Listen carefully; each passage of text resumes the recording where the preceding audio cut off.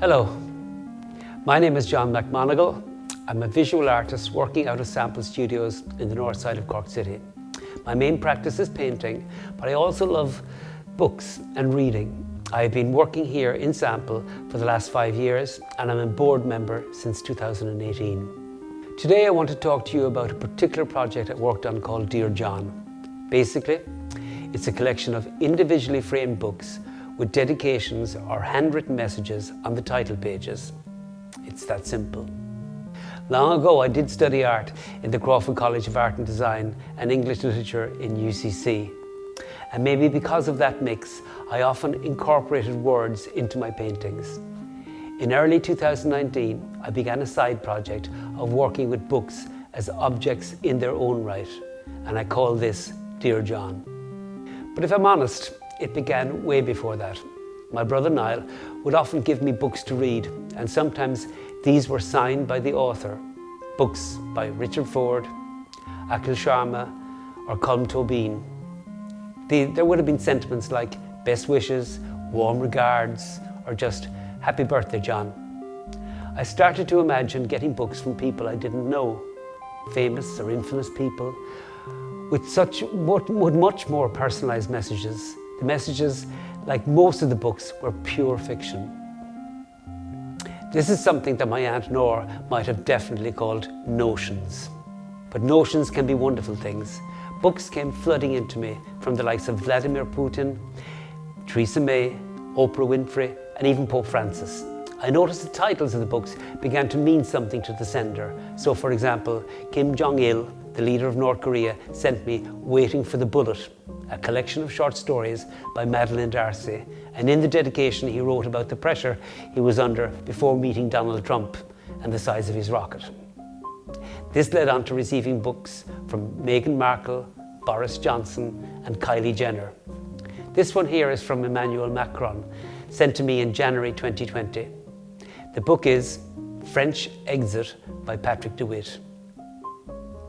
Dear Jean, Brigitte gave me this for Christmas. She can be so funny. Maybe she's trying to teach me something. Great to meet you and marry Eugene. No idea how we got home. We must do it again soon. Emmanuel. #Frexit. I did think of hiring someone like Oliver Callan to do the voices, but sadly he wasn't available, so please bear with me. I was wondering, what book would Donald Trump choose? Well, I didn't have to wait long, as later that same day I received The Psychopath Test by John Ronson. It goes like this. Dear John, people, horrible, horrible people said I never read a book. Well, they're wrong, wrong, wrong. I read this one and I even took the test and passed it with flying colours. These people are losers. Donald J. Trump. Of course, the Donald didn't know that Melania had already sent me a book from Mar-a-Lago in May 2019. Her book choice, A Good Man is Hard to Find by Flannery O'Connor. Dearest John, Donald was so pissed. He missed you guys yesterday. He got stuck in the swamp. Pity he didn't drown. LOL. I have left this book all over the compound. It drives him mad. Please read it and you can tell me if it's any good when we meet again in Doonbeg next month. Melania. Kiss, hug.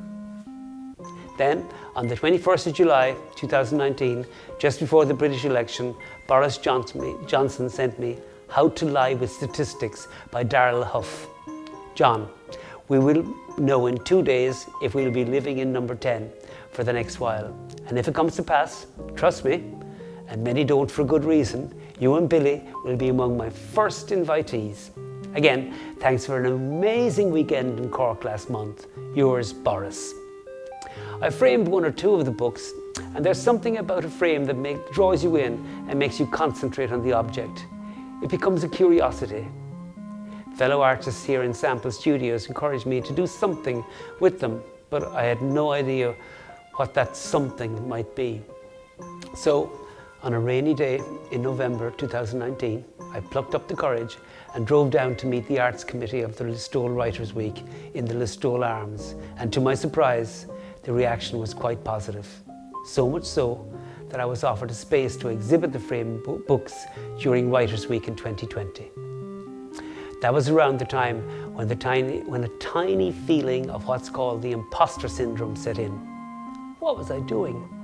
Writing ridiculous made-up stuff on the title pages of books that I didn't write and pretending people I didn't know were sending them to me.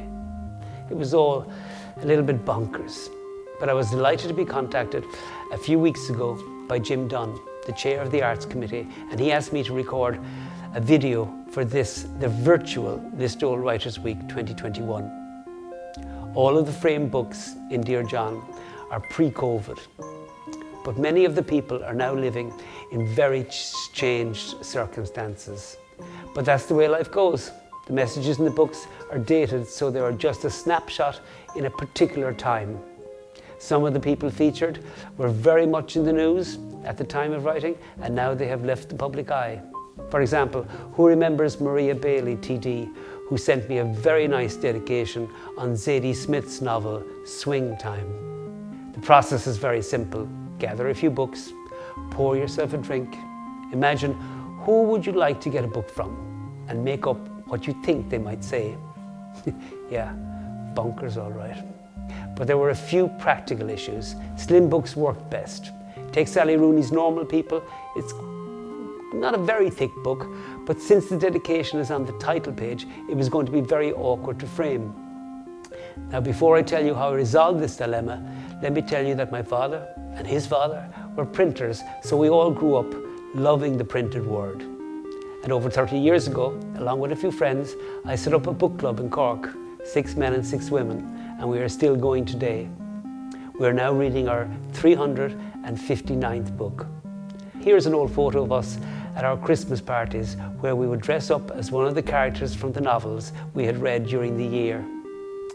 Every month, I love nothing more than getting the nominated book, examining the cover design, looking at the title, the font, flicking through the book, checking the point size and the leading, reading the first line, and even smelling the printed pages. I think what I'm trying to tell you here is that I respect books, so I'm not a person who would normally desecrate something as beautiful as a book. But unfortunately, to fit the book, Normal People, into a frame, the second part of the book had to be ripped out. Why all this violence and destruction?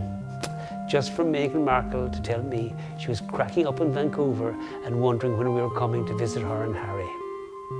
However, the discarded pages of Normal People do not go to waste. For example, one page of Normal People ended up in this small painting. The good news is that there is a possibility of an actual physical exhibition of Dear John sometime in the future, whenever it might be safe to do so.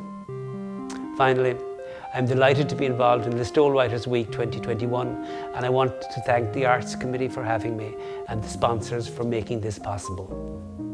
Thank you.